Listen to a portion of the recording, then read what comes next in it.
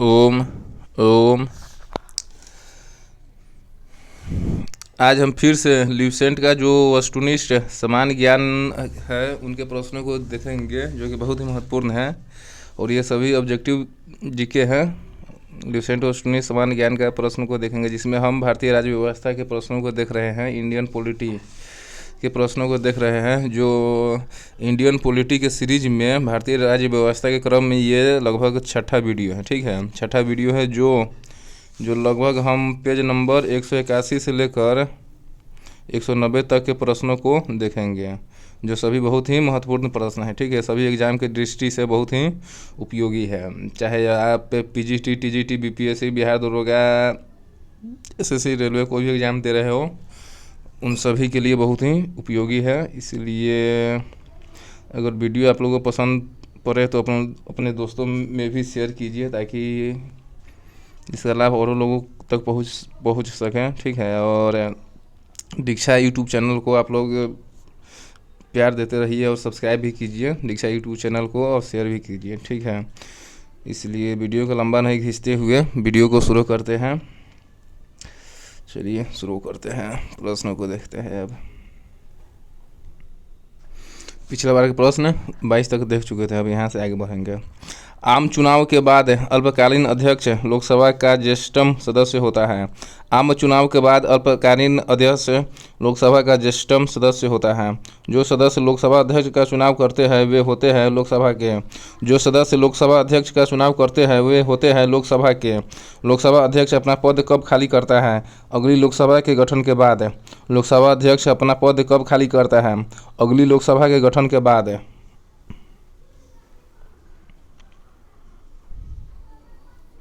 लोकसभा अध्यक्ष अपना त्यागपत्र किसको देता है? लोकसभा उपाध्यक्ष को।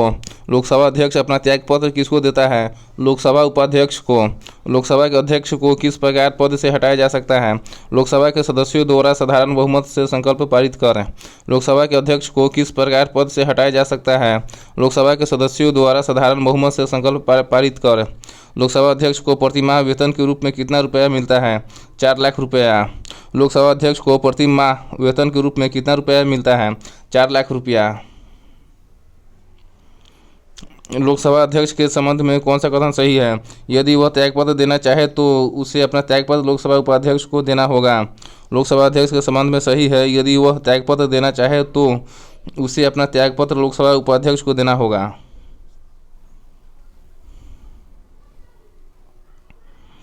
निर्णायक मत देने का अधिकार है लोकसभा अध्यक्ष को। निर्णायक मत देने का अधिकार है लोकसभा अध्यक्ष को। लोकसभा के अध्यक्ष को केवल टाई रहने पर मत देने का अधिकार है। लोकसभा के अध्यक्ष को केवल टाई रहने पर मत देने को अधिकार है। लोकसभा का अध्यक्ष किसको संशोधित लेख द्वारा अपना पद त्याग कर सकेगा? लोकसभा के उपाध्यक्ष को। लोकसभा का अध्यक्ष किसको संबोधित लेख द्वारा अपना पद त्याग सकेगा? लोकसभा का उपाध्यक्ष को। यदि लोकसभा के अध्यक्ष एवं उपाध्यक्ष दोनों के पद रिक्त होते हैं तो सदन की बैठकों की अध्यक्षता कौन करेगा? सदन द्वारा अनुमोदित चेयरपर्सन के पैनल से प्रथम सदस्य। यदि लोकसभा के अध्यक्ष एवं उपाध्यक्ष दोनों पद रिक्त होते हैं तो सदन की बैठकों की अध्यक्षता कौन करेगा? सदन द्वारा अनुमोदित चेयरपर्सन के पैनल से प्रथम सदस्य। लोकसभा सचिवालय प्रत्यक्ष पर्यवेक्षण के अधीन है लोकसभा अध्यक्ष के। लोकसभा सचिवालय प्रत्यक्ष पर्यवेक्षण के अधीन है लोकसभा अध्यक्ष के।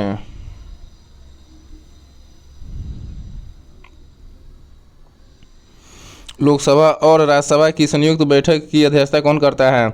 लोकसभा अध्यक्ष। लोकसभा और राज्यसभा की संयुक्त बैठक की अध्यक्षता कौन करता है? लोकसभा अध्यक्ष।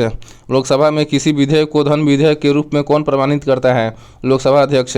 लोकसभा में किसी विधेयक को धन विधेयक के रूप में कौन प्रमाणित करता है? लोकसभा अध्यक्ष। किस समिति का पदेन अध्यक्ष लोकसभा अध्यक्ष होता है? नियम समिति के। किस समिति का पदेन अध्यक्ष लोकसभा अध्यक्ष होता है? नियम समिति के। लोकसभा में गणपूर्ति कोरम पूरा नहीं होने की स्थिति में लोकसभा अध्यक्ष क्या कर सकता है? उपयुक्त में से कुछ भी।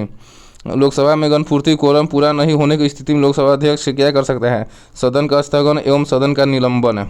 लोकसभा में गणपूर्ति कोरम पूरा नहीं होने की स्थिति में लोकसभा अध्यक्ष क्या कर सकता है? सदन का स्थगन एवं या सदन का निलंबन, उपयुक्त में से कुछ भी कर सकता है।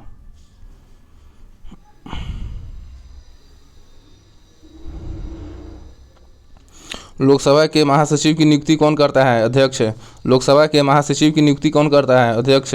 संसद की संयुक्त अधिवेशन में किसी विधेयक पर निर्णायक मत देने का अधिकार किसे है? लोकसभा अध्यक्ष को।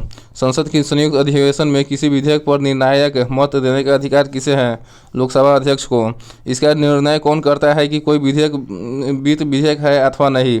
लोकसभा के स्पीकर। इसका निर्णय कौन करता है कि कोई विधेयक वित्त विधेयक है अथवा नहीं? लोकसभा के स्पीकर। किसी भी विधेयक को धन विधेयक होने का अंतिम निर्णय कौन देता है? लोकसभा अध्यक्ष। किसी भी विधेयक को धन विधेयक होने का अंतिम निर्णय कौन देता है? लोकसभा के अध्यक्ष। लोकसभा का सचिवालय किसके प्रत्यक्ष पर्यवेक्षण व नियंत्रण में कार्य करता है? लोकसभा अध्यक्ष के। लोकसभा का सचिवालय किसके प्रत्यक्ष पर्यवेक्षण एवं नियंत्रण में कार्य करता है? लोकसभा का अध्यक्ष। कौन सा लोकसभा अध्यक्ष के अधिकारों में नहीं है?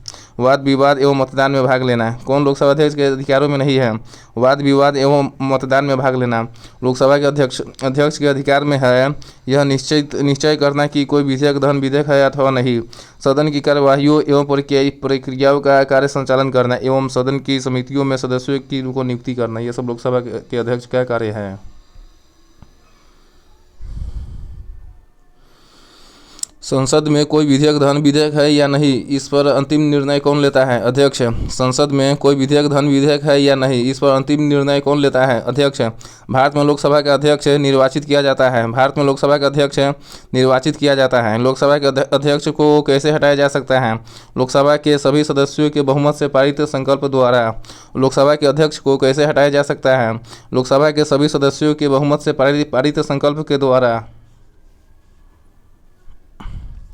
संसद के दोनों सदनों के संयुक्त अधिवेशन को कौन बुलाता है? राष्ट्रपति। संसद के दोनों सदनों के संयुक्त अधिवेशन को कौन बुलाता है? राष्ट्रपति। प्रथम लोकसभा के स्पीकर कौन थे? जी.वी. मावलंकर। प्रथम लोकसभा के स्पीकर कौन थे? जी.वी. मावलंकर। स्वतंत्र भारत के प्रथम लोकसभा अध्यक्ष कौन थे? जी.वी. मावलंकर। स्वतंत्र भारत के प्रथम लोकसभा अध्यक्ष कौन थे? जी.वी. मावलंकर। पढ़ेंगे पेज नंबर 182। भारत में किस राष्ट्रपति ने पूर्व में लोकसभा अध्यक्ष का पद भी संभाला था? नीलम संजीव रेड्डी ने। भारत के किस राष्ट्रपति ने पूर्व में लोकसभा अध्यक्ष का पद भी संभाला था? नीलम संजीव रेड्डी ने। प्रथम स्पीकर जिसके खिलाफ लोकसभा में अविश्वास प्रस्ताव लाया गया था कौन थे? जे.वी. मावलंकर। प्रथम स्पीकर जिसके खिलाफ लोकसभा में अविश्वास प्रस्ताव लाया गया था कौन थे? जी.वी. मावलंकर। निम्न में से कौन लोकसभा के अध्यक्ष के पद पर 2 अवधियों के लिए निर्वाचित नहीं हुए हैं? बलिराम भगत। कौन लोकसभा के अध्यक्ष के पद पर 2 अवधियों के लिए निर्वाचित नहीं हुए हैं? बलिराम भगत। कौन लोकसभा के अध्यक्ष के पद पर 2 अवधियों के लिए निर्वाचित हुए हैं? जी.एम.सी. बालयोगी, एन. संजीवा रेड्डी एवं बलराम जाखर। कौन लोकसभा के अध्यक्ष के पद पर 2 अवधियों के लिए निर्वाचित हुआ है? जी.एम.सी. बालयोगी, एन. संजीवा रेड्डी एवं बलराम जाखर। लोकसभा के पिता के रूप में जाने जाते हैं जी.वी. मावलंकर को। लोकसभा के पिता के रूप में जाने जाते हैं जी.वी. मावलंकर को। ब्रिटिश परंपराओं के अनुरूप किस लोकसभा अध्यक्ष ने सर्वप्रथम अपने दल की सदस्यता त्याग दी थी? नीलम संजीव रेड्डी ने।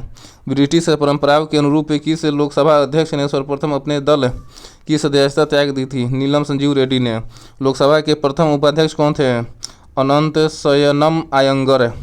लोकसभा के प्रथम उपाध्यक्ष कौन थे? अनंत शयनम अयंगर। निम्न में से कौन लोकसभा के अध्यक्ष कभी नहीं रहे? के सुंदरम। कौन लोकसभा के अध्यक्ष कभी नहीं रहे? के सुंदरम। कौन लोकसभा के अध्यक्ष रहे हैं?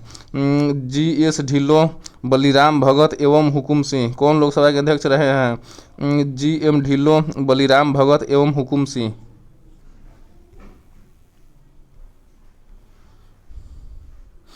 निम्नलिखित लोकसभा अध्यक्षों में से किसका कार्यकाल सबसे लंबा रहा है? बलराम जाखर का। लोकसभा अध्यक्षों में से किसका कार्यकाल सबसे लंबा रहा है? बलराम जाखर का। अपने पद पर रहते हुए दिवंगत होने वाले प्रथम लोकसभा अध्यक्ष थे GMC बालयोगी। अपने पद पर रहते हुए दिवंगत होने वाले प्रथम लोकसभा अध्यक्ष थे GMC बालयोगी।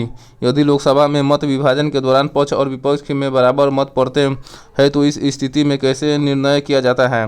लोकसभा अध्यक्ष इस स्थिति में निर्णायक मत देता है। यदि लोकसभा में मत विभाजन के दौरान पक्ष और विपक्ष में बराबर मत पड़ते हैं तो इस स्थिति में कैसे निर्णय किया जाता है? लोकसभा अध्यक्ष इस स्थिति में निर्णायक मत देता है। लोकसभा का अध्यक्ष सदन में विधेयक या संकल्प पारित होने की प्रक्रिया के दौरान क्या मतदान करता है? किसी प्रश्न पर पक्ष एवं विपक्ष में समान मतों की स्थिति में निर्णायक मत। लोकसभा का अध्यक्ष सदन में विधेयक या संकल्प पारित होने की प्रक्रिया के दौरान क्या मतदान करता है? किसी प्रश्न पर पक्ष एवं विपक्ष में समान मतों की स्थिति में निर्णायक मत। अध्यक्ष तथा उपाध्यक्ष की अनुपस्थिति में सदन का कार्य सुचारू रूप से चलाने के लिए अध्यक्ष द्वारा कितने सभापतियों की एक नामावली तैयार की जाती है? 6। अध्यक्ष तथा उपाध्यक्ष की अनुपस्थिति में सदन का कार्य सुचारू रूप से चलाने के लिए अध्यक्ष द्वारा कितने सभापतियों की एक नामावली तैयार की जाती है? 6। भारत में लोकसभा अध्यक्ष पद की स्थिति किसके समान है? इंग्लैंड के हाउस ऑफ कॉमन्स के अध्यक्ष की तरह। भारत में लोकसभा अध्यक्ष पद की स्थिति किसके समान है? इंग्लैंड के हाउस ऑफ कॉमन्स के अध्यक्ष की तरह।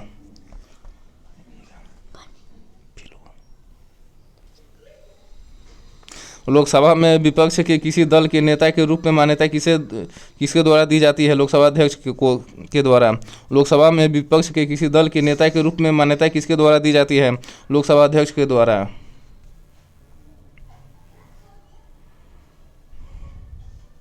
राष्ट्रमंडल अध्यक्षों के सम्मेलन का पदेन महासचिव होता है लोकसभा महासचिव। राष्ट्रमंडल अध्यक्षों के सम्मेलन का पदेन महासचिव होता है लोकसभा महासचिव। लोकसभा अध्यक्ष अपना इस्तीफा भेज सकता है उपाध्यक्ष को। लोकसभा अध्यक्ष अपना इस्तीफा भेज सकता है उपाध्यक्ष को। निम्न में से कौन प्रथम जनजातीय लोकसभा अध्यक्ष थे? P.A. संगमा। कौन प्रथम जनजातीय लोकसभा अध्यक्ष थे? P.A. संगमा। भारतीय संसद की लोक समिति को अध्यक्ष की कौन मनोनीत करता है? लोकसभा अध्यक्ष। भारतीय संसद की लोक समिति को अध्यक्ष की कौन मनोनीत करता है? लोकसभा अध्यक्ष। लोकसभा अध्यक्ष को उसके कार्यकाल की समाप्ति के पूर्व पद से हटाया जा सकता है यदि लोकसभा इस आशय का प्रस्ताव पारित कर दे। लोकसभा अध्यक्ष को उसके कार्यकाल की समाप्ति के पूरे पद से हटाया जा सकता है यदि लोकसभा इस आशय का प्रस्ताव पारित कर दे। लोकसभा में वोटिंग के दौरान अपने चरण में कौन मत नहीं डाल सकता है? अध्यक्ष। लोकसभा में वोटिंग के दौरान पहले चरण में कौन मत नहीं डाल सकता है? अध्यक्ष। लोकसभा की प्रथम महिला स्पीकर कौन है? मीरा कुमार। लोकसभा की प्रथम महिला स्पीकर कौन है? मीरा कुमार।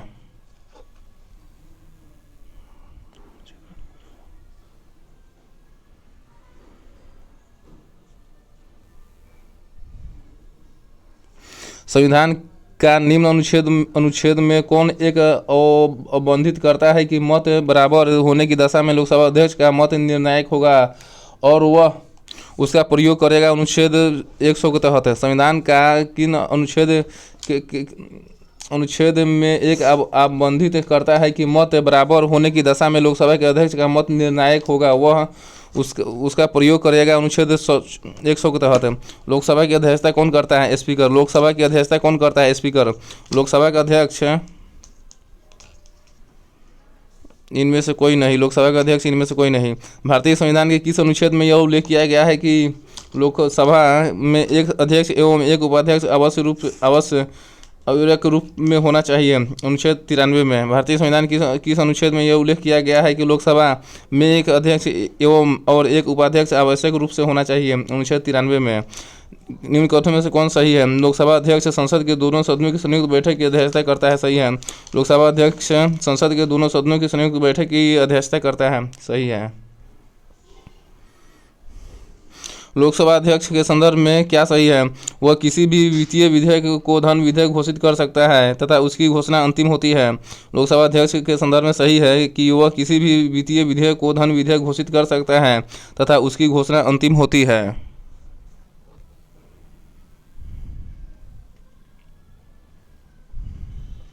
भारत सरकार का प्रथम विधि अधिकारी कौन है? भारत का महान्यायवादी। भारत सरकार का प्रथम विधि अधिकारी कौन है? भारत का महान्यायवादी। भारत के अटॉर्नी जनरल महान्यायवादी की नियुक्ति कौन करता है? भारत का राष्ट्रपति। भारत का अटॉर्नी जनरल महान्यायवादी की नियुक्ति कौन करता है? भारत का राष्ट्रपति। भारत सरकार को कानूनी विषयों पर परामर्श कौन देता है? Attorney general महान्यायवादी।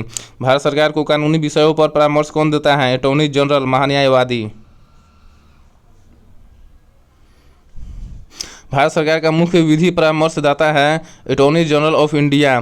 भारत सरकार का मुख्य विधि परामर्शदाता है अटॉर्नी जनरल ऑफ इंडिया। निम्न में वह व्यक्ति कौन है जो संसद सदस्य नहीं होता है लेकिन जिसे संसद को संबोधित करने का अधिकार है? भारत का अटॉर्नी जनरल। वह व्यक्ति कौन है जो संसद सदस्य नहीं होता है लेकिन जिसे संसद को संबोधित करने का अधिकार है? भारत का अटॉर्नी जनरल। संसद के प्रत्येक सदन की कार्यवाही में संसद का सदस्य न होते हुए भी कौन भाग ले सकता है? महान्यायवादी। भारत के प्रत्येक सदन की कार्यवाही में संसद का सदस्य न होते हुए भी कौन भाग ले सकता है? महान्यायवादी।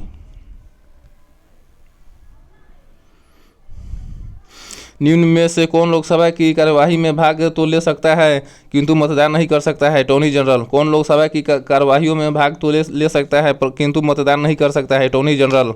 किसे संसद के दोनों सदनों में बोलने, अन्य कार्यवाहियों में सम्मिलित होने तथा किसी भी संसदीय कमेटी का सदस्य होने का अधिकार तो है परंतु उसे वोट देने का अधिकार नहीं है? भारत के अटॉर्नी जनरल। किसे संसद के दोनों सदनों में बोलने, अन्य कार्यवाहियों में सम्मिलित होने तथा किसी भी संसदीय कमेटी का सदस्य होने का अधिकार तो है परंतु उसे वोट देने का अधिकार नहीं है? भारत के अटॉर्नी जनरल को। क्या भारत का महान्यायवादी संसद के किसी भी सदन या उनकी समिति की बैठक में अपना वक्तव्य रख सकता है? हाँ। क्या भारत का महान्यायवादी संसद के किसी भी सदन या उनकी समिति के बैठक में अपना वक्तव्य रख सकता है? हाँ। किसको हटाने का अधिकार संसद को नहीं है? भारत का महान्यायवादी को। निम्न में किसको हटाने का अधिकार संसद को नहीं है? भारत का महान्यायवादी को। भारत का महान्यायवादी कब तक पद धारण करता है? राष्ट्रपति के प्रसाद पर्यंत। भारत का महान्यायवादी कब तक पद धारण करता है? राष्ट्रपति के प्रसाद पर्यंत तक।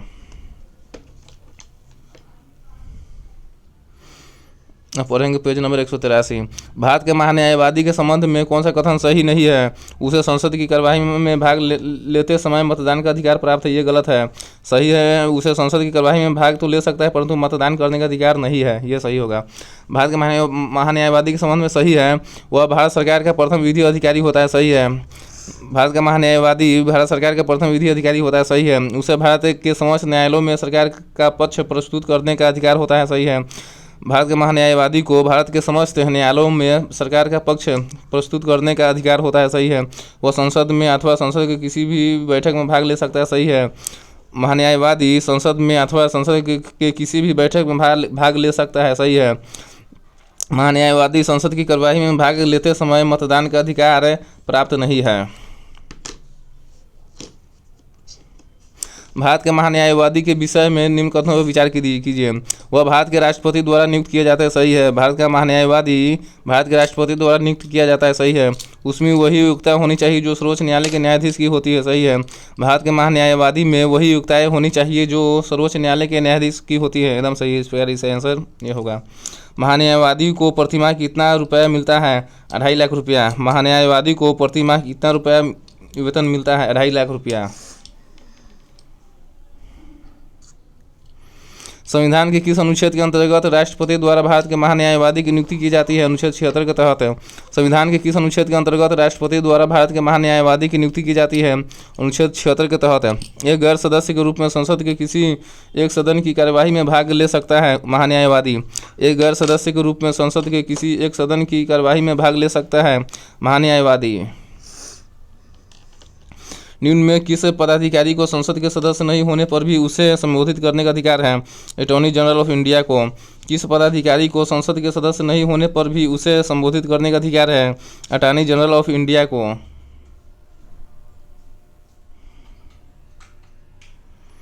निम्नलिखित में से कौन राष्ट्रपति के प्रसाद पर्यंत अपना पद धारण करता है? भारत का महान्यायवादी। कौन राष्ट्रपति के प्रसाद पर्यंत अपना पद धारण करता है? भारत का महान्यायवादी। भारत का सर्वोच्च विधि अधिकारी कौन होता है? भारत का महान्यायवादी। भारत का सर्वोच्च विधि अधिकारी कौन होता है? भारत का महान्यायवादी। सदस्य न होते हुए कौन संसद के किसी भी सदन की कार्यवाही में हिस्सा ले सकता है मत देने का अधिकार के बिना? महान्यायवादी। सदस्य न होते हुए कौन संसद के किसी भी सदन की कार्यवाही में हिस्सा ले सकता है मत देने का अधिकार के बिना? महान्यायवादी। भारत के महान्यायवादी के संदर्भ में निम्न कथनों पर विचार कीजिए। राष्ट्रपति किसी ऐसे व्यक्ति की नियुक्ति करेगा जो उच्चतम न्यायालय के रूप में नियुक्ति के लिए अर्हता हो। सही है। राष्ट्रपति किसी ऐसे व्यक्ति को नियुक्त करेगा जो उच्चतम न्यायालय के रूप में नियुक्ति के लिए अर्हता हो। महान्यायवादी। सही है। इस पर इसका आंसर ए होगा। भारत का सॉलिसिटर जनरल होता है एक प्रशासनिक अधिकारी। भारत का सॉलिसिटर जनरल होता है एक प्रशासनिक अधिकारी। पेज नंबर 184 के प्रश्नों को देखेंगे।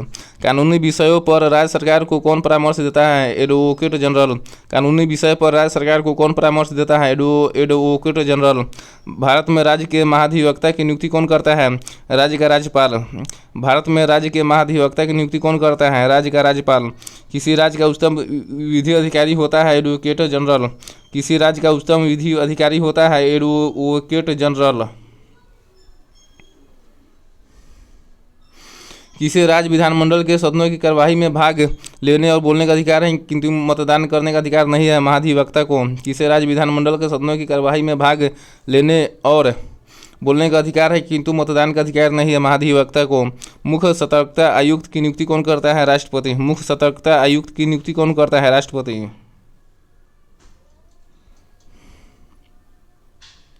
निम्न कथनों पर विचार कीजिए। भारत में राज्य के महाधिवक्ता की नियुक्ति भारत के राष्ट्रपति द्वारा संबंधित राज्य के राज्यपाल की अनुशंसा पर की जाती है। एकदम गलत है।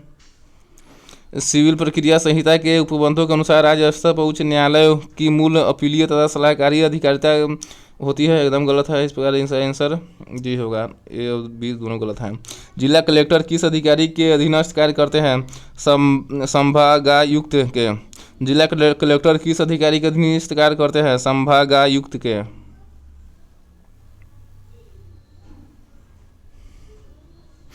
भारत सरकार के सर्वोच्च शासकीय अधिकारी कौन है? भारत के मंत्रिमंडलीय सचिव। भारत सरकार के सर्वोच्च शासकीय अधिकारी कौन है? भारत के मंत्रिमंडलीय सचिव। भारत सरकार के सर्वोच्च शासकीय अधिकारी कौन है? भारत के मंत्रिमंडलीय सचिव। राज्य का उच्चतम विधि अधिकारी कौन होता है? Advocate general. राज्य का उच्चतम विधि अधिकारी कौन होता है? Advocate general. भारत के संपरीक्षा एवं लेखा प्रणालियों का प्रधान कौन होता है? भारत का नियंत्रक एवं महालेखा परीक्षक। भारत के संपरीक्षा एवं लेखा प्रणालियों का प्रधान कौन होता है? भारत का नियंत्रक एवं महालेखा परीक्षक।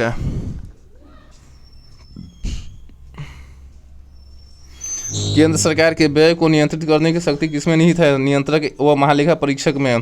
केंद्र सरकार के व्यय को नियंत्रित करने की शक्ति किसमें निहित है? नियंत्रक व महालेखा परीक्षक को में।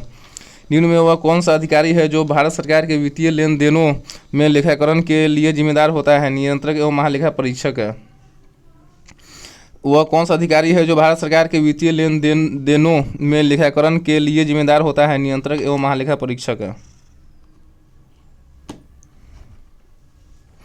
भारत का नियंत्रक एवं महालेखा परीक्षक CAG किसके लिए मुख्य लेखाकार तथा लेखा परीक्षक के रूप में काम करता है? संघ तथा राज्य सरकार के लिए। भारत का नियंत्रक एवं महालेखा परीक्षक CAG किसके लिए मुख्य लेखाकार तथा लेखा परीक्षक के रूप में काम करता है? संघ तथा राज्य सरकार के लिए।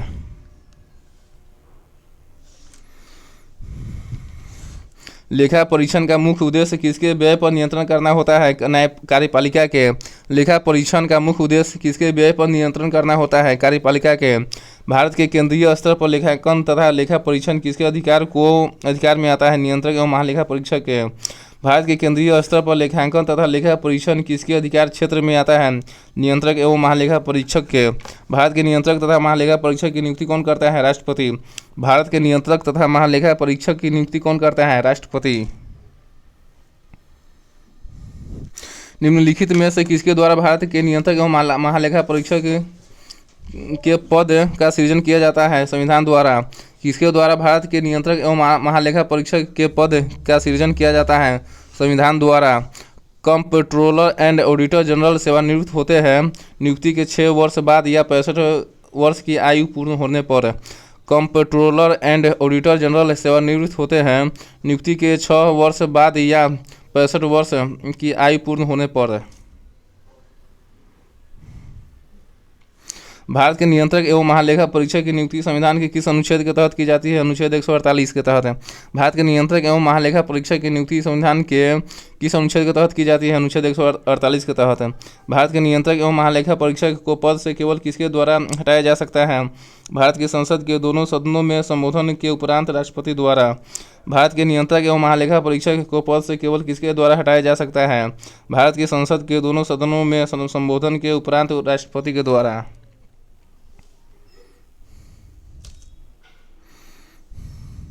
नियंत्रक एवं महालेखा परीक्षक को पदमुक्त किया जा सकता है उसी प्रकार जिस प्रकार उच्चतम न्यायालय के न्यायाधीश को हटाया जाता है। नियंत्रक एवं महालेखा परीक्षक को पदमुक्त किया जा सकता है उसी प्रकार जिस प्रकार उच्चतम न्यायालय के न्यायाधीश को हटाया जाता है।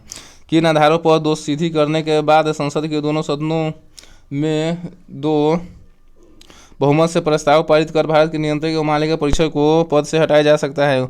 कदाचार एवं अक्षमता के आधार पर। किन आधारों पर दोष सिद्धि करने के बाद संसद के दोनों सदनों में 2/3 बहुमत से प्रस्ताव पारित कर भारत के नियंत्रक एवं महालेखा परीक्षक को पद से हटाया जा सकता है? कदाचार एवं अक्षमता के आधार पर।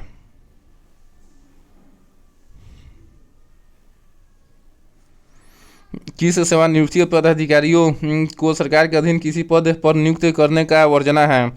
कंप्ट्रोलर एंड ऑडिटर जनरल को। किस सेवानिवृत्त पदाधिकारी को सरकार के अधीन किसी पद पर नियुक्त करने का वर्जना है? कंप्ट्रोलर एंड ऑडिटर जनरल को।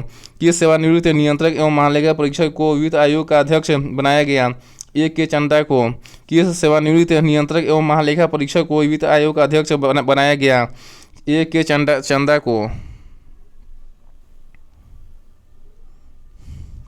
भारत का नियंत्रक एवं महालेखा परीक्षक अपना प्रतिवेदन देता है राष्ट्रपति को। भारत का नियंत्रक एवं महालेखा परीक्षक अपना प्रतिवेदन देता है राष्ट्रपति को।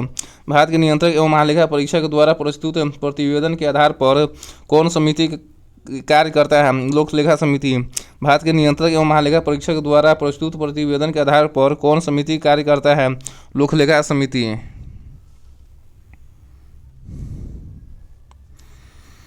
भारत का नियंत्रक एवं महालेखा परीक्षक किस समिति के मित्र दार्शनिक और निर्देशक गाइड के रूप में कार्य करता है? लोक लेखा समिति के। भारत का नियंत्रक एवं महालेखा परीक्षक किस समिति के मित्र दार्शनिक और निर्देशक गाइड के रूप में कार्य करता है? लोक लेखा समिति के।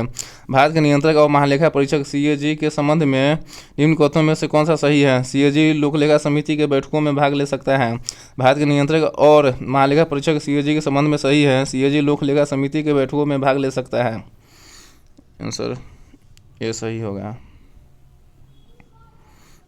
क्या भारत पर नियंत्रक एवं महालेखा परीक्षक पद ग्रहण के पूर्व शपथ लेता है? हाँ। क्या भारत के नियंत्रक एवं महालेखा परीक्षक पद ग्रहण के पूर्व शपथ लेता है? हाँ। नियंत्रक एवं महालेखा परीक्षक द्वारा की गई टिप्पणियों पर कार्यवाही करने की अंतिम जिम्मेदारी किसकी है?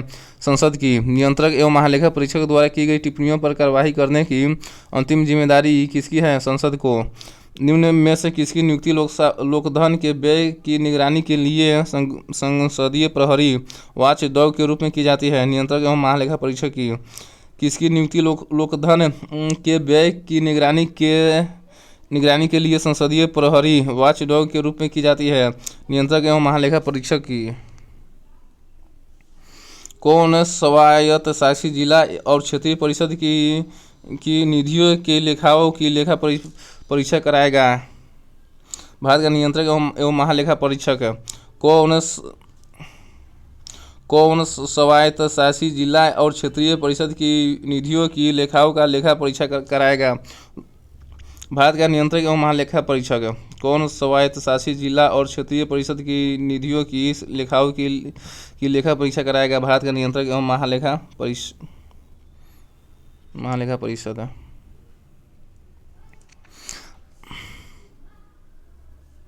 भारत के नियंत्रक एवं महालेखा परीक्षक CAG के संबंध में निम्न में से कौन सा कथन सही नहीं है? CAG के कार्यकाल समाप्त हो जाने के बाद भी वह भारत सरकार के अधीन पद पर आगे और बने रहने के लिए पात्र होता है, ये गलत है। उसकी नियुक्ति भारत के राष्ट्रपति द्वारा किया जाता है, सही है। नियंत्रक एवं महालेखा परीक्षक की नियुक्ति भारत के राष्ट्रपति के द्वारा किए जाते हैं, सही है। भारत के सर्वोच्च न्यायालय के न्यायाधीशों की भांति ही पद से हटाया जा सकता है, सही है। नियंत्रक एवं महालेखा परीक्षक को भारत के सर्वोच्च न्यायालय के न्यायाधीश की भांति ही पद से हटाया जा सकता है, सही है। सीएजी का वेतन भारत की संसद निधि से दिया जाता है, सही है। सीएजी का वेतन भारत की संसद निधि से दिया जाता है, ये भी सही है। कौन भारत के नियंत्रक एवं महालेखा परीक्षक का कार्य नहीं है? रक्षा लेखाओं का संकलन करना। कौन भारत का नियंत्रक एवं महालेखा परीक्षक का कार्य नहीं है? रक्षा लेखाओं का संकलन करना, ये कार्य नहीं है।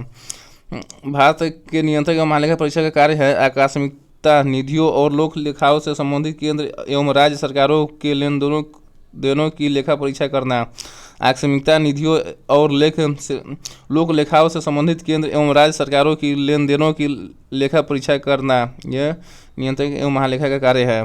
सरकार द्वारा वित्त पोषित संस्थाओं के लेखाओं की लेखा परीक्षा करना, यह भी सही है। सीएजी का कार्य है सरकार द्वारा वित्त पोषित संस्थाओं के लेखाओं की लेखा परीक्षा करना, सही है। राज्य के लेखाओं का संकलन करना, यह भी कार्य है। नियंत्रक एवं महालेखा परीक्षक का कार्य है राज्य के लेखाओं का संकलन करना, सही है। भारत का नियंत्रक एवं महालेखा परीक्षक निम्न में से क्या है? एक सदस्यीय निकाय। भारत का नियंत्रक एवं महालेखा परीक्षक है एक सदस्यीय निकाय। भारत में केंद्र और राज्य सरकारों की सभी प्राप्तियों और व्यय की संपरीक्षा करने की जिम्मेदारी किसकी होती है? नियंत्रक एवं महालेखा परीक्षक की।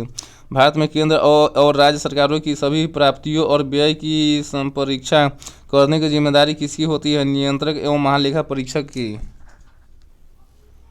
अब पढ़ेंगे चैप्टर नंबर 22 संसदीय समितियाँ के बारे में पढ़ेंगे, इनसे संबंधित प्रश्नों को देखेंगे।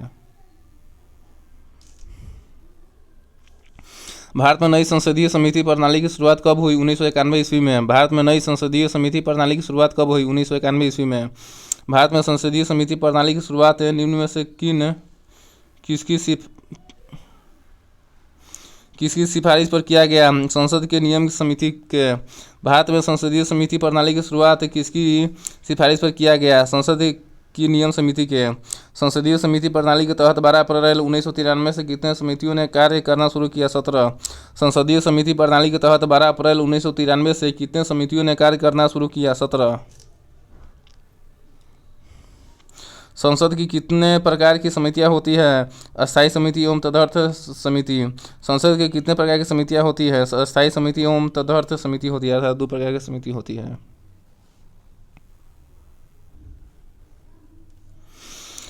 कौन अस्थायी समिति है? प्राक्कलन समिति, लोकलेखा समिति एवं नियम समिति, ये सभी अस्थायी समिति है।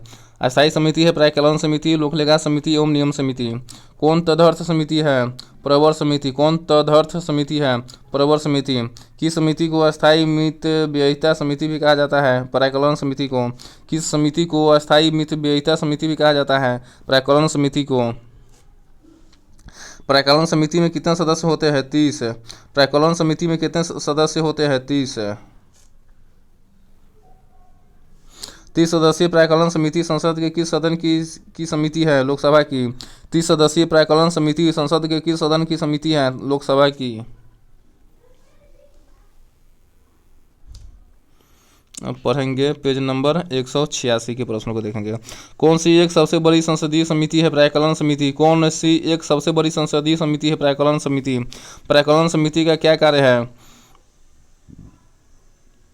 देश की आर्थिक स्थिति पर संसद में आर्थिक सर्वेक्षण प्रस्तुत करना एवं संसद में प्राक्कलनों के प्रस्तुत करने के प्रारूप के विषय पर सिफारिश करना।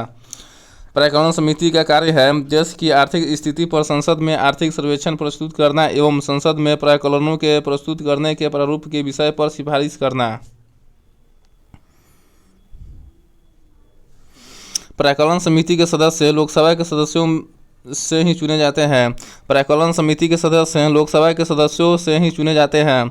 कौन से संसदीय समिति में राज्यसभा का कोई सदस्य नहीं होता है? प्राक्कलन समिति के। कौन सी संसदीय समिति में राज्यसभा का कोई सदस्य नहीं होता है? प्राक्कलन समिति के।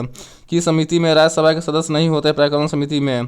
किस समिति में राज्यसभा के सदस्य नहीं होते? प्राक्कलन समिति में। लोकलेखा समिति में, सरकारी उपक्रम संबंधी समिति में एवं अनुसूचित जाति और अनुसूचित जनजाति के कल्याण संबंधी समिति में, ये सभी में राज्यसभा के सदस्य होते हैं। भारत में पहली बार प्राक्कलन समिति का गठन किस वर्ष किया गया था? 1950 में। भारत में पहली बार प्राक्कलन समिति का गठन किस वर्ष किया गया था? 1950 में।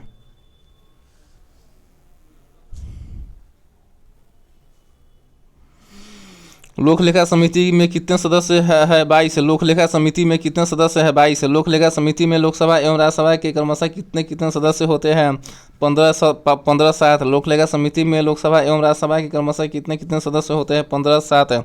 लोक लेखा समिति के सदस्य संसद के दोनों सदनों में से चुने जाते हैं। लोक लेखा समिति के सदस्य संसद के दोनों सदनों में से चुने जाते हैं। लोक लेखा समिति में 15 सदस्य लोकसभा से तथा 7 सदस्य राज्यसभा से लिए जाते हैं। लोक लेखा समिति में 15 सदस्य लोकसभा से तथा 7 सदस्य राज्यसभा से लिए जाते हैं। भारत में संसदीय समितियों में से कौन सी एक विभागीय व्यय और अनियमितताओं पर निगरानी रखने के लिए रखवाले कुत्ते का कार्य करती है? लोक लेखा समिति। भारत में संसदीय समितियों में कौन एक विभागीय व्यय और अनियमितताओं पर निगरानी रखने के लिए रखवाले कुत्ते का कार्य करती है? लोक लेखा समिति। सार्वजनिक लोक लेखा समिति में राज्यसभा के कितने सदस्य होते हैं? 7। सार्वजनिक लोक लेखा समिति में राज्यसभा के कितने सदस्य होते हैं? 7 और लोकसभा के 15। भारत के नियंत्रक एवं महालेखा परीक्षक द्वारा प्रस्तुत प्रतिवेदन के आधार पर कौन समिति कार्य करता है? लोक लेखा समिति। भारत के नियंत्रक एवं महालेखा परीक्षक द्वारा प्रस्तुत प्रतिवेदन के आधार पर कौन समिति कार्य करता है? लोक लेखा समिति। परंपरा के अनुसार किस समिति के अध्यक्ष पद पर विरोधी दल के संसद सदस्य को नियुक्त किया जाता है? लोक लेखा समिति के। परंपरा के अनुसार किस समिति के अध्यक्ष पद पर विरोधी दल के संसद सदस्य को नियुक्त किया जाता है? लोक लेखा समिति के।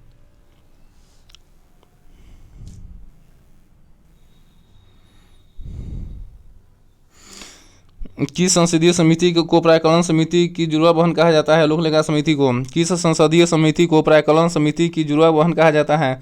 लोक लेखा समिति को। वह प्राधिकारी कौन सा है जो भारत की समेकित निधि से राज्यों के राजस्व सहायता अनुदान पर लागू होने वाले सिद्धांतों की सिफारिश करता है? लोक लेखा समिति। वह प्राधिकारी कौन सा है जो भारत की समेकित निधि से राज्यों के राजस्व सहायता अनुदान पर लागू होने वाले सिद्धांतों की सिफारिश करता है? लोक लेखा समिति। भारत के नियंत्रक महालेखा परीक्षक का ऑडिट रिपोर्ट का परीक्षण करती है? लोक लेखा समिति। भारत के नियंत्रक महालेखा परीक्षक का ऑडिट रिपोर्ट का परीक्षण करती है? लोक लेखा समिति। लोक लेखा समिति अपनी रिपोर्ट प्रस्तुत करती है लोकसभा के अध्यक्ष को। लोक लेखा समिति अपनी रिपोर्ट प्रस्तुत करती है लोकसभा के अध्यक्ष को। भारतीय महानियंत्रक और महालेखा परीक्षक किसके लिए एक मित्र, दार्शनिक और मार्गदर्शक के रूप में कार्य करता है? लोक लेखा समिति के। भारतीय महानियंत्रक और महालेखा परीक्षक किसके लिए एक मित्र, दार्शनिक और मार्गदर्शक के रूप में कार्य करता है? लोक लेखा समिति के।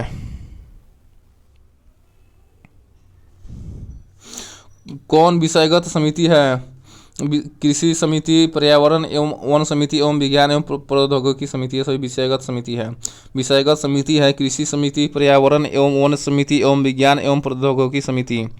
किस समिति में लोकसभा के 15 एवं राज्यसभा के 7 सदस्य होते हैं?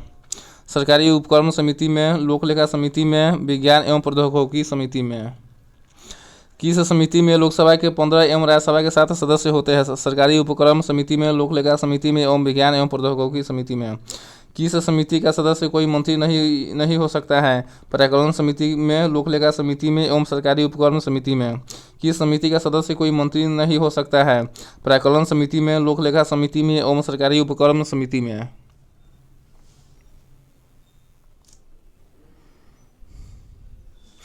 लोकसभा अध्यक्ष किस समिति का पदेन अध्यक्ष होता है? नियम समिति के। लोकसभा अध्यक्ष किस समिति का पदेन अध्यक्ष होता है? नियम समिति के। विधेयकों पर प्रवर समितियों में सदस्यों की अधिकतम संख्या कितनी तक हो सकती है? कोई निश्चित नहीं है। विधेयकों पर प्रवर समितियों में सदस्यों की अधिकतम संख्या कितनी तक हो सकती है? कोई निश्चित नहीं है। अनुसूचित जाति और जनजातियों की कल्याण संबंधी समिति में लोकसभा एक, राज्यसभा के क्रमशः कितने सदस्य होते हैं? 20-10। अनुसूचित जाति और जनजातियों की कल्याण संबंधी समिति में लोकसभा एवं राज्यसभा के क्रमशः सदस्य होते हैं 20 तथा 10।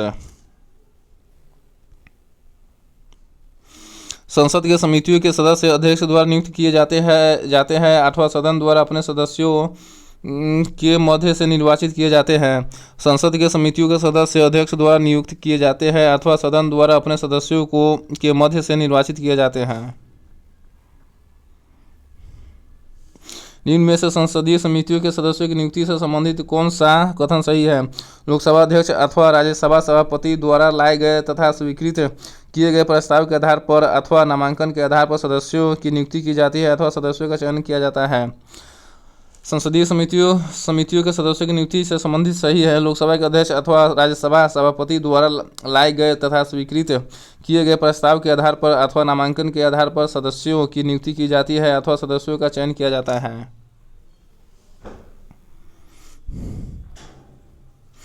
संसदीय समितियों के गठन का उद्देश्य है विधि निर्माण की प्रक्रिया को तेज करना, तकनीकी और उलझे हुए विधेयकों पर विशेष रूप से विचार करना, संसद के सदनों द्वारा विचार करने के पूरे विधेयक का परीक्षण करना।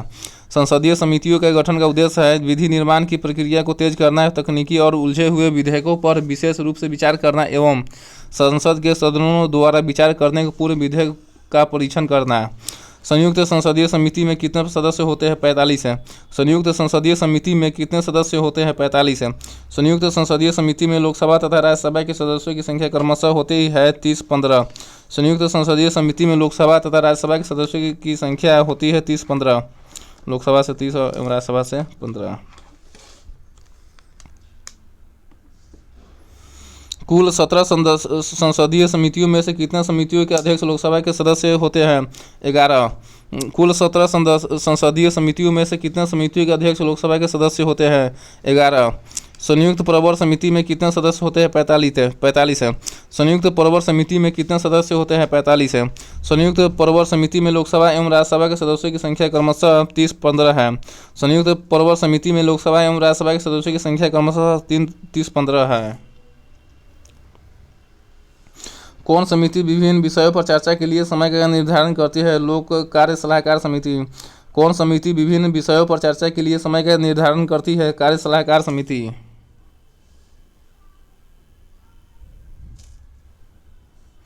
अब देखेंगे पेज नंबर 187। कौन सा सार्वजनिक व्यय पर संसदीय नियंत्रण का अंग नहीं है? भारत का नियंत्रक एवं महालेखा परीक्षक। कौन सा सार्वजनिक व्यय पर संसदीय नियंत्रण का अंग नहीं है? भारत का नियंत्रक एवं महालेखा परीक्षक।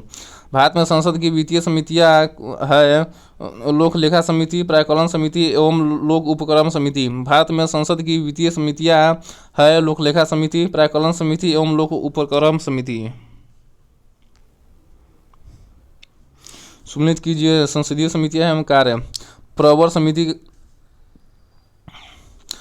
समिति के कार्य है वित्त की समीक्षा करना तथा परिवर्तन का सुझाव देना। प्रवर समिति के कार्य है वित्त की समीक्षा करना तथा परिवर्तन का सुझाव देना। प्रवर समिति के कार्य है वित्त की समीक्षा करना तथा परिवर्तन का सुझाव देना। लोकलेखा समिति के कार्य है सरकारी पैसा सही ढंग से खर्च हुआ है या नहीं इसकी परीक्षा करना। लोकलेखा समिति का कार्य है सरकारी पैसा सही ढंग से खर्च हुआ है या नहीं इसकी परीक्षा करना। लोकलेखा समिति का कार्य है सरकारी पैसा सही ढंग से खर्च हुआ है या नहीं इसकी परीक्षा करना। प्राक्कलन समिति के कार्य है बजट में विभागीय व्यय की जांच करना। प्राक्कलन समिति का कार्य है बजट में विभागीय व्यय की जांच करना। प्राक्कलन समिति का कार्य है बजट में विभागीय व्यय की जांच करना। इस प्रकार इसका आंसर जी होगा। अब पढ़ेंगे चैप्टर नंबर 23 सर्वोच्च न्यायालय। सर्वोच्च न्यायालय से संबंधित प्रश्नों को देखते हैं यहाँ पर।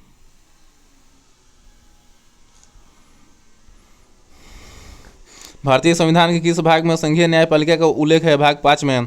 भारतीय संविधान के किस भाग में संघीय न्यायपालिका का उल्लेख है? भाग 5 में।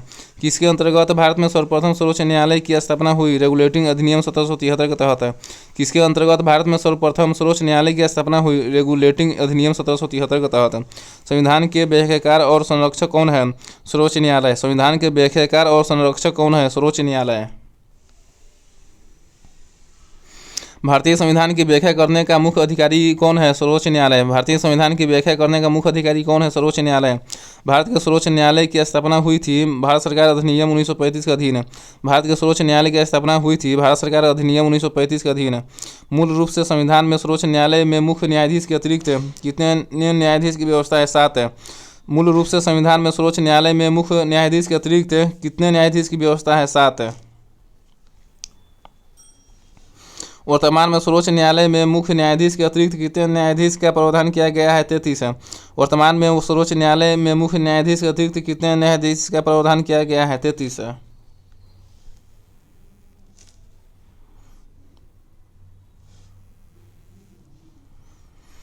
उच्चतम न्यायालय के न्यायाधीशों की संख्या में वृद्धि करने की शक्ति किसके पास है? संसद के पास है। उच्चतम न्यायालय में न्यायाधीशों की संख्या में वृद्धि करने की शक्ति किसके पास है? संसद के पास है। सर्वोच्च न्यायालय के न्यायाधीशों की निम्न में से कौन सी अर्हता होनी चाहिए? उपयुक्त में से कोई भी। सर्वोच्च न्यायालय के न्यायाधीशों की कौन सी अर्हता होनी चाहिए? वह किसी एक या अधिक उच्च न्यायालय में लगातार कम से कम 5 वर्ष तक न्यायाधीश के रूप में कार्य कर चुका हो। वह किसी एक या अधिक उच्च न्यायालयों में लगातार 10 वर्षों तक अधिवक्ता हो, या वह एक परंपरागत विधिवेत्ता हो। सर्वोच्च न्यायालय के न्यायाधीशों की अर्हता है वह किसी एक या अधिक उच्च न्यायालयों में लगातार कम से कम 5 वर्ष तथा न्यायाधीशों के रूप में कार्य कर चुका हो। वह किसी एक या अधिक उच्च न्यायालय में लगातार 10 वर्ष तक अधिवक्ता रहा हो, या वह एक परंपरागत विधिवेत्ता हो। भारत के मुख्य न्यायाधीश की नियुक्ति कौन करता है? भारत के राष्ट्रपति। भारत के मुख्य न्यायाधीश की नियुक्ति कौन करता है? भारत के राष्ट्रपति। भारत के उच्चतम न्यायालय के न्यायाधीश की नियुक्ति कौन करता है? राष्ट्रपति। भारत के उच्चतम न्यायालय के न्यायाधीशों की नियुक्ति कौन करता है? राष्ट्रपति। भारत के कार्यवाहक मुख्य न्यायाधीशों की नियुक्ति कौन करता है? राष्ट्रपति। भारत के कार्यवाहक मुख्य न्यायाधीश की नियुक्ति कौन करता है? राष्ट्रपति। अब पढ़ेंगे पेज नंबर 188। राष्ट्रपति सर्वोच्च न्यायालय के अन्य न्यायाधीशों की नियुक्ति किससे परामर्श करते हैं? सर्वोच्च न्यायालय के मुख्य न्यायाधीश से। राष्ट्रपति सर्वोच्च न्यायालय के अन्य न्यायाधीशों की नियुक्ति में किससे परामर्श करते हैं? सर्वोच्च न्यायालय के मुख्य न्यायाधीश से। सर्वोच्च न्यायालय में तदर्थ न्यायाधीशों की नियुक्ति किस देश के न्याय प्रणाली से प्रेरित है? फ्रांस के। सर्वोच्च न्यायालय में तदर्थ न्यायाधीशों की नियुक्ति किस देश के न्याय प्रणाली से प्रेरित है? फ्रांस के। भारतीय संविधान में तदर्थ न्यायाधीशों की नियुक्ति का प्रावधान है सर्वोच्च न्यायालय में, उच्च न्यायालय में एवं जनपद एवं सत्र न्यायालय में। भारतीय संविधान में तदर्थ न्यायाधीशों की नियुक्ति का प्रावधान है सर्वोच्च न्यायालय में, उच्च न्यायालय में एवं जनपद एवं सत्र न्यायालय में। सर्वोच्च न्यायालय में तदर्थ न्यायाधीशों की नियुक्ति होती है जब न्यायालय के किसी सत्र के लिए न्यायाधीशों का कोरम नहीं होता है। सर्वोच्च न्यायालय में तदर्थ न्यायाधीश की नियुक्ति होती है जब न्यायालय के किसी सत्र के लिए न्यायाधीशों का कोरम नहीं होता है। सर्वोच्च न्यायालय में तदर्थ न्यायाधीशों की नियुक्ति कौन कर सकता है? राष्ट्रपति की अनुमति प्राप्त कर सर्वोच्च न्यायालय का मुख्य न्यायाधीश है।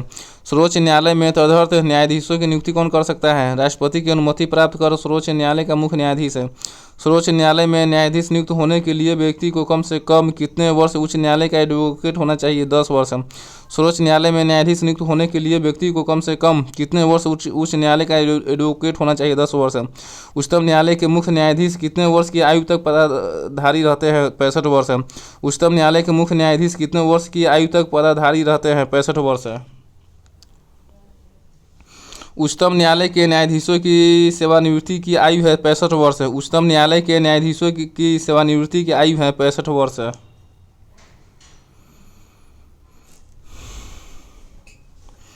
सर्वोच्च न्यायालय का न्यायाधीश कितने आयु तक कार्यरत रहता है? इनमें से कोई नहीं। सर्वोच्च न्यायालय का न्यायाधीश कितने आयु तक कार्यरत रहता है? लगभग 65 वर्ष तक रहता है। 65 वर्ष। सर्वोच्च न्यायालय के न्यायाधीशों को उसके पद से केवल किन प्रमाणित आधारों पर हटाया जा सकता है? कदाचार एवं असमर्थता के आधार पर। सर्वोच्च न्यायालय के न्यायाधीशों को उसके पद से केवल किन प्रमाणित आधारों पर हटाया जा सकता है? कदाचार एवं असमर्थता के आधार पर। सर्वोच्च न्यायालय के न्यायाधीश को कदाचार और असमर्थता के प्रमाणित आधारों पर संसद किस तरह महाभियोग का प्रस्ताव पारित कर सकती है? संसद के दोनों सदनों द्वारा अलग अलग अपने कुल सदस्यों की संख्या के बहुमत तथा उपस्थित एवं मतदान करने वाले सदस्यों के 2/3 बहुमत प्रस्ताव द्वारा। सर्वोच्च न्यायालय के न्यायाधीशों को कदाचार और असमर्थता के प्रमाणित आधारों पर संसद किस तरह महाभियोग का प्रस्ताव पारित कर सकती है? संसद के दोनों सदनों द्वारा अलग अलग अपने कुल सदस्यों की संख्या के बहुमत तथा उपस्थित एवं मतदान करने वाले सदस्यों के 2/3 बहुमत प्रस्ताव द्वारा। सर्वोच्च न्यायालय के न्यायाधीश के विरुद्ध महाभियोग का प्रस्ताव पारित हो जाने पर पदच्युत के आदेश कौन जारी कर सकता है? राष्ट्रपति। सर्वोच्च न्यायालय के न्यायाधीश के विरुद्ध महाभियोग का प्रस्ताव पारित हो जाने पर पदच्युति का आदेश कौन जारी कर सकता है? राष्ट्रपति।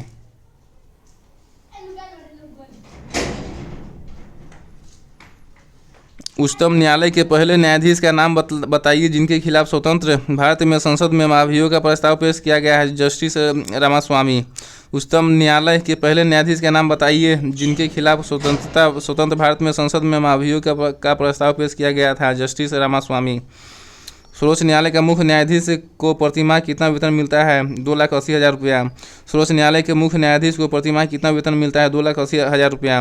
सर्वोच्च न्यायालय के अन्य न्यायाधीशों को प्रतिमाह कितना वेतन मिलता है? 2,50,000 रुपया। सर्वोच्च न्यायालय के अन्य न्यायाधीशों को प्रतिमाह कितना वेतन मिलता है? 2.5 लाख रुपया। राष्ट्रपति और उपराष्ट्रपति की अनुपस्थिति में राष्ट्रपति के कार्यों का निर्वहन कौन करता है? भारत के मुख्य न्यायाधीश। राष्ट्रपति और उपराष्ट्रपति की अनुपस्थिति में राष्ट्रपति के कार्यों का निर्वहन कौन करता है? भारत के मुख्य न्यायाधीश। निम्न में से भारत के किस मुख्य न्यायाधीश ने राष्ट्रपति के रूप में काम किया? जस्टिस एम हिदायतुल्लाह ने। भारत के किस मुख्य न्यायाधीश ने राष्ट्रपति के रूप में काम किया? जस्टिस एम हिदायतुल्लाह ने। सेवानिवृत्ति के पश्चात सर्वोच्च न्यायालय के न्यायाधीश वकालत कर सकते हैं, किसी भी न्यायालय में नहीं। सेवानिवृत्ति के पश्चात सर्वोच्च न्यायालय के न्यायाधीश वकालत कर सकते हैं, किसी भी न्यायालय में नहीं। सर्वोच्च न्यायालय के अधिकार क्षेत्र में वृद्धि करने का अधिकार किसे प्राप्त है? संसद को। सर्वोच्च न्यायालय के अधिकार क्षेत्र में वृद्धि करने का अधिकार किसे प्राप्त है? संसद को। कौन सा कानून यह निर्धारित करता है कि उच्चतम न्यायालय की समस्त कार्यवाही अंग्रेजी भाषा में होगी? भारत के संविधान का अनुच्छेद 348 है। कौन सा कानून यह निर्धारित करता है कि उच्चतम न्यायालय की समस्त कार्यवाही अंग्रेजी भाषा में होगी? भारत के संविधान का अनुच्छेद 348 है। अनुच्छेद 348 में दिया गया है कि सर्वोच्च न्यायालय का कोई भी काम अंग्रेजी भाषा में ही होगा। सर्वोच्च न्यायालय किस संस्था का निरीक्षण कर सकता है? अधीनस्थ न्यायालय का। सर्वोच्च न्यायालय किस संस्था का निरीक्षण कर सकता है? अधीनस्थ न्यायालय का। भारत में न्यायपालिका है स्वतंत्र। भारत में न्यायपालिका है स्वतंत्र। भारत में न्यायपालिका का स्वरूप एकीकृत है। भारत में न्यायपालिका का स्वरूप एकीकृत है। राष्ट्रपति और उपराष्ट्रपति के निर्वाचन में विवाद के मामलों को किसको प्रस्तुत किया जाता है? भारत के उच्चतम न्यायालय में। राष्ट्रपति और उपराष्ट्रपति के निर्वाचन में विवाद के मामलों को किसको प्रस्तुत किया जाता है? भारत के उच्चतम न्यायालय को। राष्ट्रपति और उपराष्ट्रपति से संबंधित चुनाव विवादों को सुलझाने का अधिकार उच्चतम न्यायालय को है, यह उसका मौलिक अधिकार है। राष्ट्रपति और उपराष्ट्रपति से संबंधित चुनाव विवादों को सुलझाने का अधिकार उच्चतम न्यायालय को है, यह उसका मौलिक अधिकार है। राष्ट्रपति कानूनी मामलों में किससे परामर्श ले सकता है? सर्वोच्च न्यायालय से। राष्ट्रपति कानूनी मामलों में किससे परामर्श ले सकता है? सर्वोच्च न्यायालय से। उच्चतम न्यायालय को परामर्शदात्री बनाया गया अनुच्छेद 143 में। उच्चतम न्यायालय को परामर्शदात्री बनाया गया है अनुच्छेद 143 में। न्यायिक पुनरावलोकन का अधिकार किसे है? उच्चतम न्यायालय को। न्यायिक पुनरावलोकन का अधिकार किसे है? उच्चतम न्यायालय को।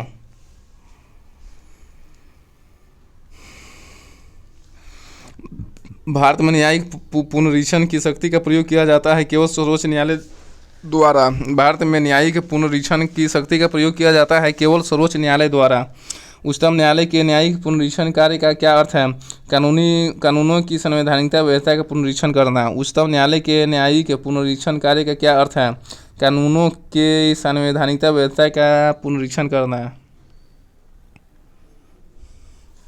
न्यायिक पुनरावलोकन का अर्थ है कि सर्वोच्च न्यायालय किसी भी राज्य के कानून को अवैध घोषित कर सकता है। न्यायिक पुनरावलोकन का अर्थ है कि सर्वोच्च न्यायालय किसी भी राज्य के कानून को अवैध घोषित कर सकता है।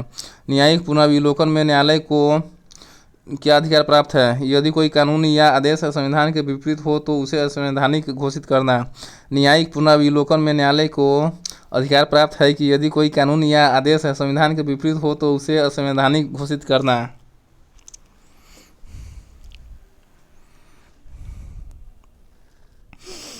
न्यायिक पुनरावलोकन की व्यवस्था भारत और यूएसए में है। न्यायिक पुनरावलोकन की व्यवस्था भारत और यूएसए में है। केंद्र और राज्यों के विवादों का समाधान करना सर्वोच्च न्यायालय के जिस क्षेत्राधिकार के अंतर्गत आता है वह है प्रारंभिक। केंद्र और राज्यों के विवादों का समाधान करना सर्वोच्च न्यायालय के जिस क्षेत्राधिकार के अंतर्गत आता है वह है प्रारंभिक। किस मामले को उच्च न्यायालय में प्रत्यक्ष रूप से दाखिल नहीं किया जा सकता है? दो अथवा अधिक राज्यों के बीच विवाद को। किस मामले को उच्च न्यायालय में प्रत्यक्ष रूप से दाखिल नहीं किया जा सकता है? दो अथवा अधिक राज्यों के विवाद को।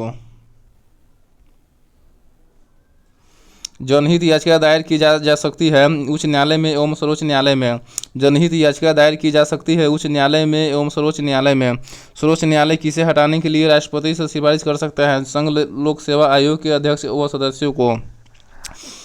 सर्वोच्च न्यायालय किसे हटाने के लिए राष्ट्रपति से सिफारिश कर सकता है? संघ लोक सेवा आयोग के अध्यक्ष व सदस्यों को। 2 या अधिक राज्यों के बीच किसी विवाद के मामले में निर्णय लेने की सर्वोच्च न्यायालय की शक्ति क्या कहलाती है? आरंभिक अधिकारिता। 2 या अधिक राज्यों के बीच किसी विवाद के मामले में निर्णय लेने की सर्वोच्च न्यायालय की शक्ति क्या कहलाती है? आरंभिक अधिकारिता। उच्चतम न्यायालय द्वारा परमादेश किसे जारी किया जाता है? किसी अधिकारी को सरकारी आदेश निभाने के लिए। उच्चतम न्यायालय द्वारा परमादेश किसे जारी किया जाता है? किसी अधिकारी को सरकारी आदेश निभाने के लिए। पेज नंबर पढ़ेंगे 189। निम्न में से उच्च न्यायालय या उच्चतम न्यायालय की वह रिट आदेश कौन सा है जो किसी प्राधिकार को रद्द करने के लिए लिया जाता है? अधिकार परीक्षा रीत। उच्च न्यायालय या उच्चतम न्यायालय की वह रीत या आदेश कौन सा है जो किसी प्राधिकार को रद्द करने के लिए लिया जाता है?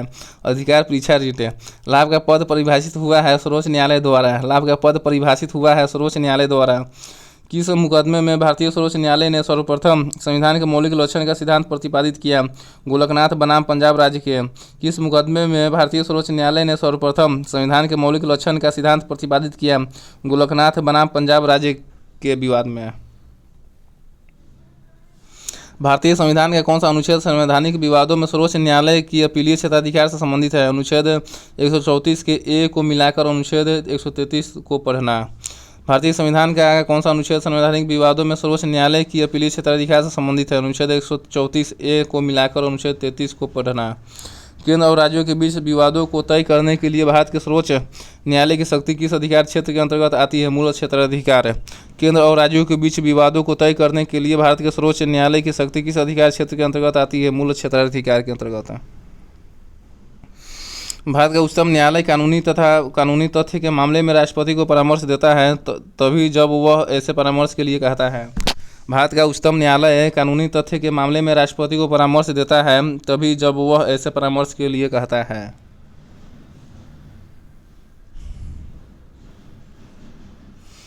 राष्ट्रीय मानव अधिकार आयोग के अधिनियम 1993 के अनुसार निम्न में से कौन इस आयोग के अध्यक्ष बन सकता है? केवल भारत के सेवानिवृत्त मुख्य न्यायमूर्ति। राष्ट्रीय मानव अधिकार आयोग के अधिनियम 1993 के अनुसार कौन इस आयोग का अध्यक्ष बन सकता है? केवल भारत के सेवानिवृत्त मुख्य न्यायमूर्ति। भारत के सर्वोच्च न्यायालय ने संविधान की आधारभूत ढांचे के सिद्धांत को स्पष्ट किया शंकरी प्रसाद वाद 1951 में। भारत के सर्वोच्च न्यायालय ने संविधान के आधारभूत ढांचे के सिद्धांत को स्पष्ट किया शंकरी प्रसाद वाद 1951 में। किस वाद में सर्वोच्च न्यायालय ने कहा था कि संसद को मूल अधिकार में संशोधन करने की शक्ति प्राप्त है पर वह संविधान के मूल ढांचे में संशोधन नहीं कर सकती है? केशवानंद भारती वाद में।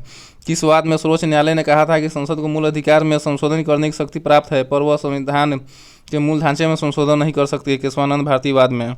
सर्वोच्च न्यायालय के प्रथम मुख्य न्यायाधीश कौन थे? हीरालाल जे कानिया। सर्वोच्च न्यायालय के प्रथम मुख्य न्यायाधीश कौन थे? हीरालाल जे कानिया।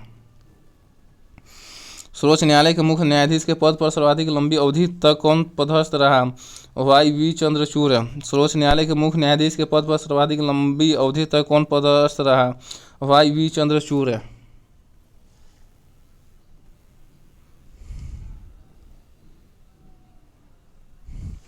सर्वोच्च न्यायालय के मुख्य न्यायाधीश के पद पर सबसे कम समय तक कौन आसीन रहा? कमल नारायण सिंह। सर्वोच्च न्यायालय के मुख्य न्यायाधीश के पद पर सबसे कम समय तक कौन आसीन रहा? कमल नारायण सिंह।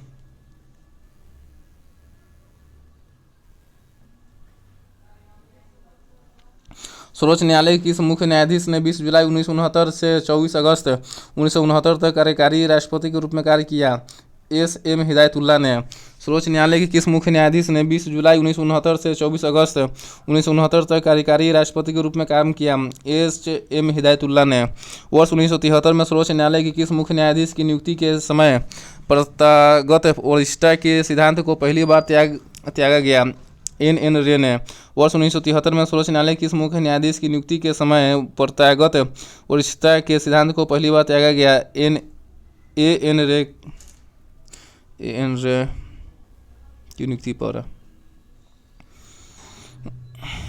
निम्न में उच्चतम न्यायालय की सबसे पहली महिला न्यायाधीश कौन थी? फातिमा बेबी। उच्चतम न्यायालय की सबसे पहली महिला न्यायाधीश कौन थी? फातिमा बीबी। संविधान की व्याख्या करने का अंतिम अधिकार किसे प्राप्त है? सर्वोच्च न्यायालय को। संविधान की व्याख्या करने का अंतिम अधिकार किसे प्राप्त है? सर्वोच्च न्यायालय को। निम्न में से किसके मामले उच्च न्यायालय या उच्चतम न्यायालय दोनों के अधिकारिता में आते हैं? मूल अधिकारों का संरक्षण। किसके मामले उच्च न्यायालय या उच्चतम न्यायालय दोनों की अधिकारिता में आते हैं? मूल अधिकारों का संरक्षण। उच्चतम न्यायालय की परामर्श अधिकारिता के विषय में कौन से कथन सही है? परामर्शी अधिकारिता शक्ति के अधीन प्राप्त किसी निर्देश पर उच्चतम न्यायालय की पूर्ण पीठ सुनवाई करती है, सही है। परामर्शी अधिकारिता शक्ति के अधीन प्राप्त किसी निर्देश पर उच्चतम न्यायालय की पूर्ण पीठ सुनवाई करती है, सही है। परामर्शी अधिकारिता के अधीन प्राप्त निर्देश पर व्यक्त किया हुआ उच्चतम न्यायालय का मत सरकार का बाध्यकारी नहीं होता है, सही है। परामर्शी अधिकारिता के अधीन प्राप्त निर्देश पर व्यक्त किया हुआ उच्चतम न्यायालय का मत सरकार पर बाध्यकारी नहीं होता है, एकदम सही है। इस प्रकार इसका आंसर सी होगा।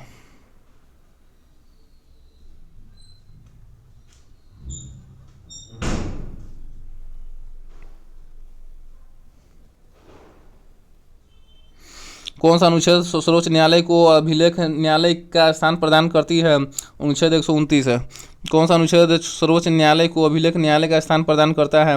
अनुच्छेद 129 है। निम्न में कौन सबसे पहली महिला वकील थी जिनको सीधे उच्चतम न्यायालय के न्यायाधीश के रूप में नियुक्त किया गया?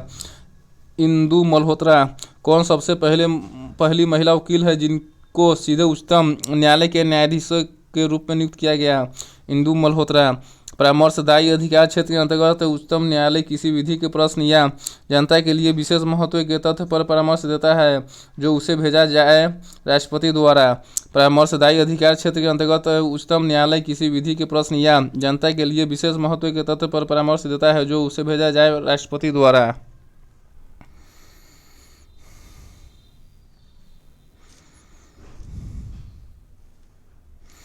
जब भारतीय न्यायिक पद्धति में लोकहित मुकदमा PIL लाया गया तब भारत के मुख्य न्यायमूर्ति कौन थे? PN भगवती।